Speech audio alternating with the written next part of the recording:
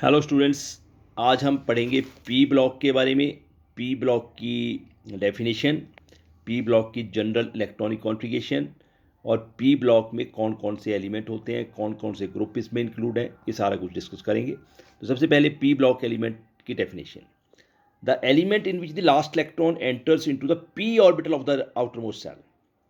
जैसे हमने S block में किया था, जिसमें लास्ट इलेक्ट्रॉन एस ऑर्बिटल में गया था आउटर मोस्ट सेल के, और यहाँ पी ऑर्बिटल में जाएगा in their outermost shell. ठीक है जी।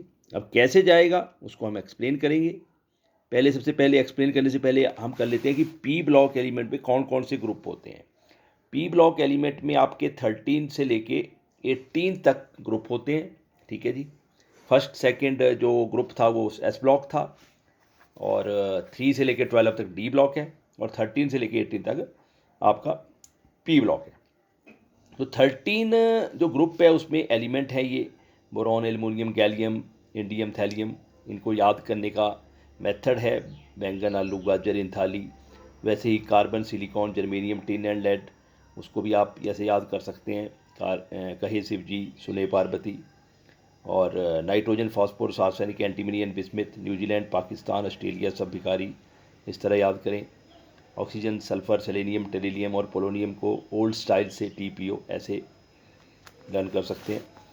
और हेलोजन्स जो है fluorine, chlorine, bromine, iodine and astatine, इनको फिर कल, बाहर, आई, आरती, इस तरह से याद कर सकते हैं।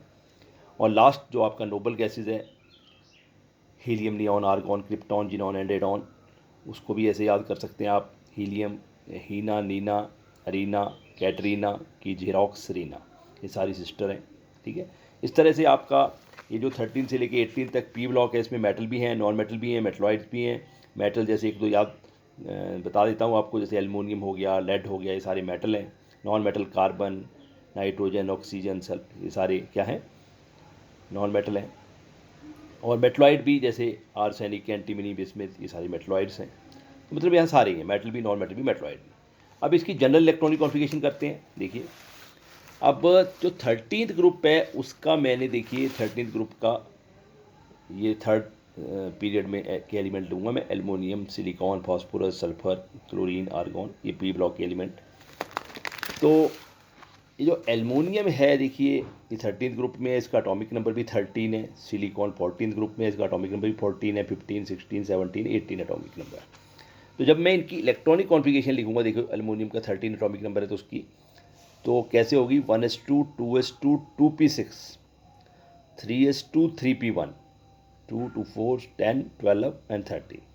तो लास्ट में आउटर मोस्ट सेल जो थर्ड है उसमें 3p में लास्ट इलेक्ट्रॉन गया। देखिए 3p1, third shell 3s2, 3p1, तो 3p में एक इलेक्ट्रॉन जा चुका है।